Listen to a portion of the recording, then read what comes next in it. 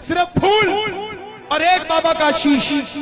दुनिया में तमाम देव जितने हैं सबका पूरा शरीर, मगर हमारे खाटू वाले श्याम के सिर्फ एक शीश है। क्यों है जरा सुनिएगा प्रेम से। बेशक ताली मत बजाना, बेशक मत गाना, मगर सुन लेना भाव से, बेड़ा पार सुनने से हो जाएगा साहब। कह देना हरे का तू है सहारा सामरे, हमने भी तुझको है पुकारा सामरे। हरे का तू है सहारा सामरे, हमने भी तुझको है पुकारा सामरे। नहीं और सहा जाए, अब बोल कहाँ जाए, नहीं और सहा जाए, हारे का तू है सहारा सावरे, हमने भी तुझको है पुकारा सावरे। हारे का तू है सहारा सावरे, हमने भी तुझको है पुकारा। और ये बात शुरू होती है महाभारत के उस युद्ध से जो युद्ध हुआ पांडवों और कौरवों के बीच। कौरवों की रखवाली कन्हैया की नारायणी सेना कर रही थी और पांडवों की रखवाली गोविंद मेरो है, गोपाल मेरो है, गोविंद मेरो है, गोपाल मेरो है, शिवा के बिहारी नंदलाल मेरो है, के बिहारी नंदलाल मेरो है, गोविंद मेरो है, गोपाल मेरो है। मेरो है, गोपाल। कौन है ये खाटू वाले श्याम जी? पांडवों में भीम के पुत्र हुए घटोत्कच, और घटोत्कच के पुत्र हुए महाबली बर्बरीक। बोलिए महाबली बर्बरीक की। बाल घुंघराले थे, बर्बर थे, इसलिए नाम पड़ा बर्बरीक।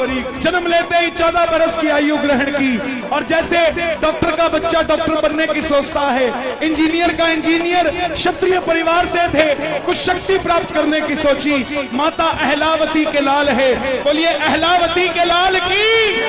माँ के पास गए कि माँ मैं कुछ शक्ति प्राप्त करना चाहता हूँ, और माँ ने कहा माँ दुर्गा की तपस्या करो अगर शक्ति चाहिए तो। और शिव के बिना शक्ति अधूरी, शक्ति के बिना शिव अधूरे। चल पड़े बर्बरीक माँ दुर्गा को मनाने, और बोल पड़े भोले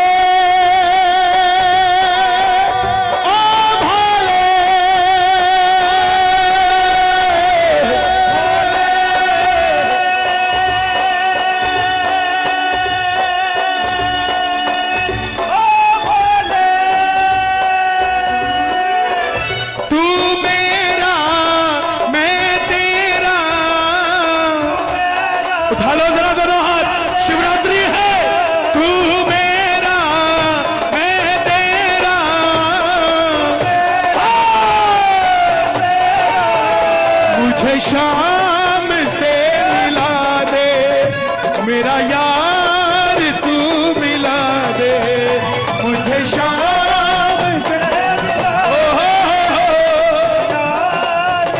और माँ दुर्गा की तपस्या से 3 बाण ऐसे प्राप्त किए जिससे तीनों लोग जीत सकते थे। जब आदमी के पास धन आता है तो खर्चने का मन आता है, और जब शक्ति आती है तो इस्तेमाल करने का मन आता है। बर्बरीक के भी मन में उठा कि मैं भी महाभारत के युद्ध में जाकर अपना कौशल दिखाऊं। माँ के पास गए कि माँ मैं भी युद्ध में भाग लेना चाहता हूँ। माँ ने सोचा कन्हैया की सेना कौरवों के पास है, पांडव कमजोर होंगे। वचन ले लिया बेटा जा, मगर जाने से पहले 2 वचन दे। पहला वचन जो युद्ध में हारेगा तो उसका सहारा बनेगा। एक बार कह देना प्रेम से, हारे के सहारे आजा, तेरा दास पुकारे आजा।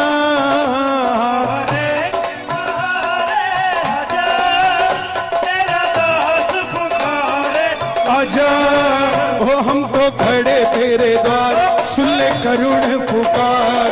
खड़े तेरे द्वार, सुन ले करुण। और दूसरा वचन, रास्ते में कोई भी तुझसे कुछ भी मांगे तो इनकार नहीं करेगा। चल पड़े बर्बरीक।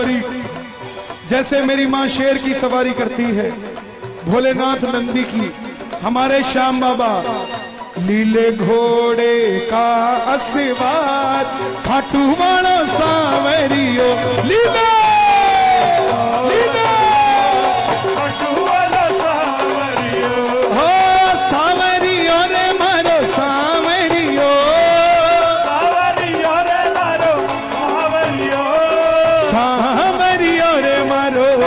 सावरियो होली ने घोड़े का सवार खाटू वाला सावरियो। चल पड़े बरबरी, चारों दिशाएं हिल उठी। कौन आ गया ये युद्ध में? एक 14 साल का बच्चा लीले घोड़े पर सवार होकर युद्ध की ओर बढ़ता हुआ। दुर्योधन हिल गया, भीष्म पितामह हिल गए, अर्जुन हिल गया। और जब अर्जुन हिला तो माधव से कहने लगा, हे केशव आप देख कर आइए कौन आया है। इससे पहले पूरे युद्ध में ऐसी घटना नहीं घटी। और मोर मुकुट बंसी वाला ब्राह्मण का रूप धारण कर गया। बोले बर्बरीक कहां जाते हो? बर्बरीक बोले प्रभु मैं युद्ध में भाग लेने जा रहा हूं। ब्राह्मण देवता बोले बेटा वहां तो इतने बड़े बड़े योद्धा हैं, तेरे पास कौन सी शक्ति है जो युद्ध में लड़ने जा रहा है? बर्बरीक बोले प्रभु जिसे आप महाभारत का युद्ध कहते हैं, आज्ञा दीजिए अहलावती का लाल एक ही बाण में महाभारत का युद्ध समाप्त कर देगा।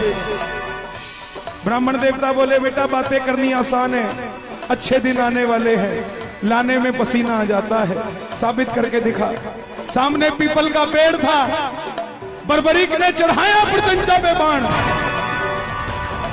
और एक ही बाण से पूरे पेड़ के पत्ते भेद दिए। एक पत्ता ब्राह्मण ने अपने पांव के नीचे दबा लिया। आखिर में वो बाण ब्राह्मण के पांव के ऊपर घूमने लगा। बर्बरीक बोले प्रभु पांव हटाइए, एक पत्ता आपके पांव के नीचे है। ब्राह्मण देवता मान गए, अगर ये युद्ध में चला गया तो सबको ढूंढ ढूंढ के मारेगा। बोले बर्बरीक किसका साथ दोगे?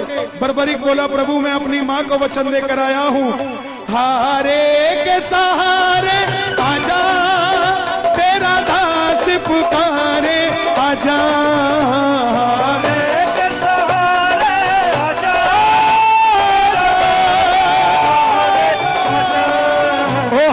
खड़े तेरे द्वार सुन ले करुण पुकार।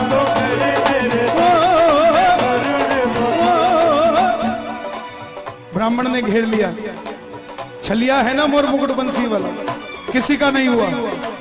जन्म लिया तो देवकी को छोड़ दिया, यशोदा ने पाला, यशोदा को छोड़ दिया।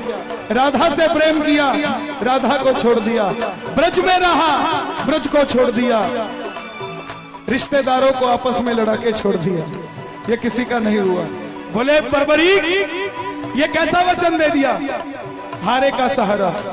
अगर तू पांडवों की तरफ हुआ तो कौरव हारने लग जाएंगे तो तू कौरवों की तरफ हो जाएगा, और अगर कौरवों की तरफ हुआ तो पांडव हारने लग जाएंगे तो तू पांडवों की तरफ हो जाएगा। इससे तो युद्ध का निर्णय नहीं निकलेगा। बर्बरीक बोले प्रभु मेरा मार्गदर्शन कीजिए, मेरी शक्ति विफल चली जाएगी। ब्राह्मण देवता बोले हे बर्बरीक,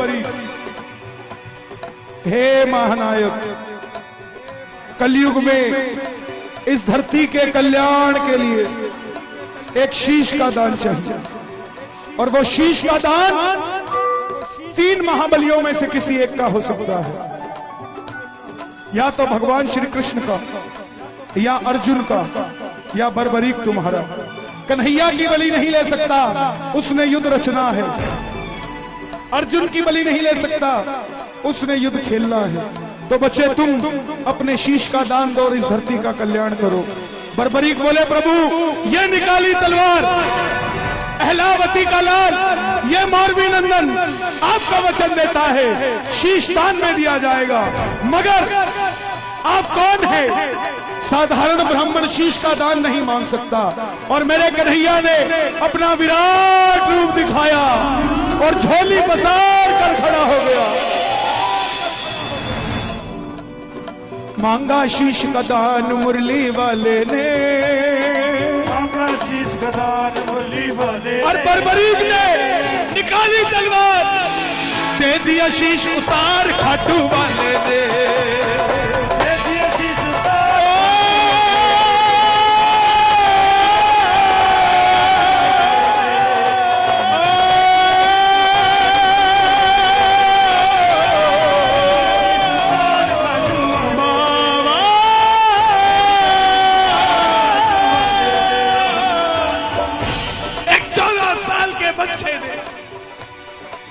शीश उतार कर दे दिया। मगर बोला प्रभु योद्धा हूं, लड़ने आया था, लड़ नहीं पाया, देखने की इच्छा रखता हूं। कन्हैया ने उस शीश को अमृत पिलाया और सोलन के पास प्रचूड़ पर्वत है, गूगल उसे चूड़धार पर्वत कहता है, उस पर वो शीश रखा गया। आखिर में जैसे हम करते हैं, काम अच्छा हो जाए तो हमने किया, गलत हो जाए लुधियाने वाले चाचा जी करके गए थे। यही बात पांडवों के साथ। अर्जुन कहे मैंने जिताया, भीम कहे मैंने जिताया। कंपटीटर को मारो मत, उसको खड़ा रखो, आपको लड़ने की इच्छा बनी रहेगी। पांडवों ने कंपटीटर को मार दिया, ये बताने वाला ही नहीं बचा कि तुम योद्धा हो, ये बताने वाला ही नहीं बचा कि तुम योद्धा हो। अब कौन निर्णय करे? युधिष्ठिर कहे मैंने जिताया, मेरे मार्गदर्शन ने जिताया। अर्जुन कहे मेरे बाणों ने जिताया। भीम कहे मेरी गदा ने जिताया। मगर खुद कमाई करना और अपने मुंह से खुद को सेठ कहना सेठाई नहीं है। सेठाई वो जब दुनिया कहे। यही बात खुद लड़ लिए मर लिए योद्धा अपने मुंह से खुद को कैसे कह दे? चलो चले मुरली वाले के पास, चलो चले मुरली वाले के पास, जाकर करेंगे उसको अरदास, जाकर करेंगे। बोले हे गिरधारी बताओ युद्ध किसने जिताया? कन्हैया बोले पांडवों कैसी बात करते हो, मैं तो तुम्हारा रथ चला रहा था, मुझे क्या पता युद्ध किसने जिताया। तो बोले कन्हैया इसका निर्णय कौन करे? चलो चले उस शीश के पास, चलो चले। उठा लो जरा दोनों हाथ, पांडवों के साथ हम भी चलते हैं, दोनों हाथ खोल के जरा ताली बजा के ये बात ये चलो चले जाकर करेंगे उसको अरदास, जाकर करेंगे चलो चले उस शीश के पास, चलो चले। सब गए। बोले हे बर्बरीक बताओ युद्ध किसने जिताया? बर्बरीक के शीश से आवाज आई, हे पांडवों तुम जो अभिमान करते हो किस चीज का करते हो? मुझे पूरे युद्ध में सिर्फ और सिर्फ भगवान श्री कृष्ण का सुदर्शन चक्र चलता दिखाई दिया। युद्ध में मरने वाला भी कन्हैया था, मारने वाला भी कन्हैया था। अर्जुन तुम अपने आप को योद्धा कहते हो, तुम्हारे रथ पे कन्हैया पूरी धरती का भार लेकर बैठा था और कर्ण के रथ में अकेला कर्ण था। वो बाण चलाता था तो भी तुम्हारा रथ 2 कदम पीछे जाता था, तुम बाण चलाते थे तो भी उसका रथ 2 कदम पीछे जाता था। योद्धा वो था, तुम नहीं। तुम्हारी जीत इसलिए हुई क्योंकि तुम्हारे पलड़े में ये मोर मुकुट बंसी वाला बैठा था। प्रेमियों कन्हैया को ये बात इतनी पसंद आई, वरदान दे दिया, हे बर्बरी जिस शीश को मैंने अमृत पिलाया है तुम्हारा यह शीश अमर हो चुका है। कलयुग प्रारंभ होते ही मेरी 16 की 16 कलाएं तुम्हारे इस शीश में विराजित हो जाएंगी। और जाओ तुम्हें मैं अपना श्याम नाम देता हूं। कलयुग में कोई श्याम पुकारेगा तो उसकी मदद ये मुरली वाला नहीं, तू खाटू वाला श्याम बनकर करेगा। और जो वचन तूने अपनी मां को दिया, हारे का सहारा, जो भी हार कर तेरे दरबार में आ जाएगा उसे दुनिया में कोई दोबारा हरा नहीं पाएगा। और दूसरा वचन कि जो भी कुछ भी मांगेगा तू इनकार नहीं करेगा। तेरे दरबार में ये कथा सुनकर जो पहली बार कुछ भी मांग लेगा सच्चे दिल से, अगर उसकी नियत सही होगी तो उसको तेरे दरबार से जरूर मिलेगा। ये वही खाटू वाला श्याम है। एक बार कह दो जय श्री श्याम। छोड़ेंगे ना हम तेरा द्वारो बाबा, मरते दम तक छोड़ेंगे ना हम तेरा द्वार ओ बाबा, मरते दम तक, मरते दम नहीं अगले जन्म तक, मरते दम नहीं देखो जन्म तक। इसके इसके बाद एक दो भजन और सुनाऊंगा, फिर आरती करेंगे बाबा की। आनंद आ रहा है तो जरा दोनों हाथ उठाना, प्रेम से कह दो, हो मरते दम नहीं अगले जन्म तक,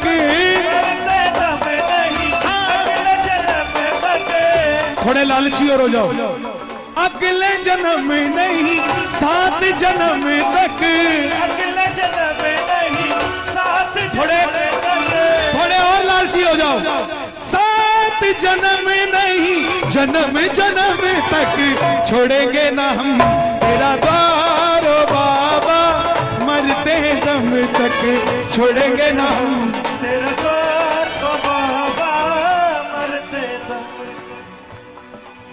निर्बल को बल हो देते अजब तुम्हारी माया हो बाबा, अजब तुम्हारी माया, हो बाबा, अजब तुम्हारी माया, खेल तेरी शक्ति का जग में कोई समझ न पाया हो बाबा।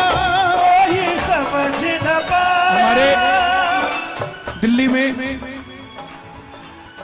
एक साड़ियों का बहुत बड़ा व्यापारी था, उसने कीर्तन कराया, उसका नौकर स्टेज पे चढ़ गया, उसने धक्का दे दिया उसको, ओए नीचे उतर, ये तुम्हारे लिए स्टेज नहीं बनाया।